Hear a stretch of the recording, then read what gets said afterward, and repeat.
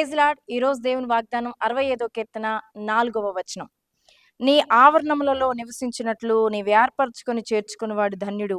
నీ పరిశుద్ధాలయము చేత నీ మందిరంలోని మేలు చేత మేము తృప్తి పొందెదము. ఈరోజు పునరుద్ధాన దినం, ఈరోజు ఆదివార దినం. దేవుడి సన్నిధిలో గడపవలసిన అద్భుతమైన సమయం. ఎంతమంది ఈరోజు ఆరాటంతో త్వరగా పనులు పూర్తి చేసుకొని దేవుని సన్నిధిలో కనబడడానికి ఆరాటపడుతున్నారు? దేవుని సన్నిధిలో ఆరాధించడానికి ఎంతమంది ఇష్టపడుతున్నారు? ఈరోజు మీరు త్వరపడుతూ ఉన్నారా? ఉదయమే వేగిరమే లేచారా? ఎందుకంటే నీ ఆవరణములలో నివసించినట్లు నువ్వు ఏర్పరచుకొని చేర్చుకునివాడు ధన్యుడు. నీ పరిశుద్ధాలయము చేత నీ మందిరంలోని సమృద్ధి చేత మేలు చేత వారు తృప్తి పొందుతారని దేవుడు అద్భుతమైన వాగ్దానం ఇస్తూ ఉన్నాడు. దేవుని మందిరంలో సమృద్ధి ఉంది, దేవుడి మందిరంలో మేలుంది, దేవుడి మందిరంలో ఆనందం ఉంది.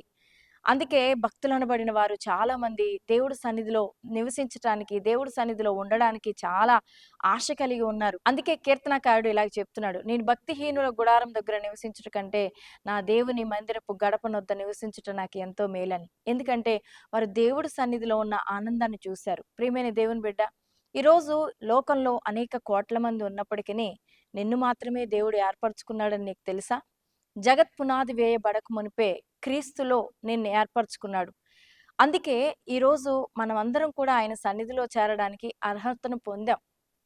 యోహాను సువార్త 15వ అధ్యాయం 16వ వచనంలో కూడా ఏమని రాయబడిందో తెలుసా? మీరు నన్ను ఏర్పరచుకొనలేదు, మిమ్మల్ని నేను ఏర్పరచుకున్నాను అన్నాడు. నిజమే ప్రియమైన దేవుని బిడ్డ, పాపములో, శాపములో, బంధకాల్లో నలిగిపోయి నశించిపోవలసిన మనలందరినీ కూడా ప్రభు అయిన యేసుక్రీస్తు వారు ప్రేమించి పరలోకాన్ని విడిచి ఈ భూమి మీదకి వచ్చి ఆయన తన రక్తమంతటిని చిందించి మరణించి సమాధి చేయబడి తిరిగి పునరుద్ధానుడిగా లేచి ఆయన పునరుద్ధాన బలాన్ని మనకిచ్చుటకు మరణపు ముళ్ళుని విరిచిన మన గొప్ప దేవుణ్ణి ఆరాధించడానికి ఈ సమయాన్ని అద్భుతంగా మనకు అనుగ్రహించాడు.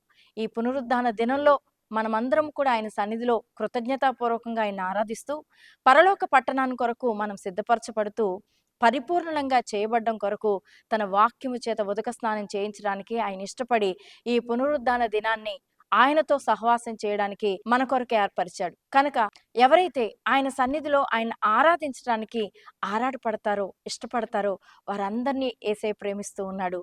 వారందరినీ కూడా పరిపూర్ణులుగా చేయడానికి ఇష్టపడుతున్నాడు.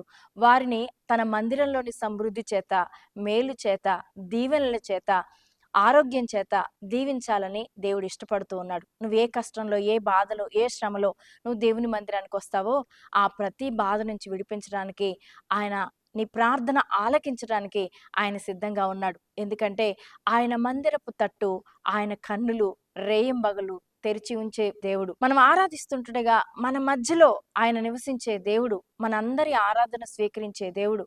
కనుక ఏ సమస్యతో నువ్వు దేవుడి మందిరంలో అడుగుపెట్టినా ఆ సమస్య నుంచి నువ్వు విడుదల పొందుతావు. కాబట్టి ఆమోసు గ్రంథంలో ఇంకొక మాట ఆయన చెప్తూ ఉన్నాడు, ఆయన సన్నిధిలో కనబడడానికై మీరు సిద్ధపడి రండి. మరి మీరు సిద్ధపడ్డారా? దేవుని మందిరంలోకి రండి, దేవుని సన్నిధిలో ఆరాధించండి. దేవుడిచ్చే గొప్ప సంతోషాన్ని మీరు పొందుతారు. ఆయన మందిరంలో మేలు, సమృద్ధి మీరు అనుభవిస్తారు. ప్రార్థన. పరిశుద్ధుడా, ప్రేమ కలిగిన మా తండ్రి, నీకు వందనాలు, స్తోత్రాలు. మేము మిమ్మల్ని ఏర్పరచుకోలేదు నాయన. లోకంలో పాపముల చేత, అపరాధముల చేత చచ్చిన మమ్మల్ని, బలహీనులమైన మమ్మల్ని నీ మందిరంలో నివసించినట్లు మీరు ఏర్పరచుకున్నారు దేవా. మీకు వందనాలు చెల్లిస్తున్నాం. నీ పరిశుద్ధ సన్నిధానంలో మేము కూడా సంతోషిస్తూ మిమ్మల్ని ఆరాధించే కృపను మా అందరికీ దయచేయండి. నీ మందిరంలో అడుగుపెట్టిన ప్రతి ఒక్కరి జీవితాల్లో నీ మేలులతో నింపండి, దీవించండి. యేసు నామములో ప్రార్థిస్తున్నాను తండ్రి, ఆమేన్.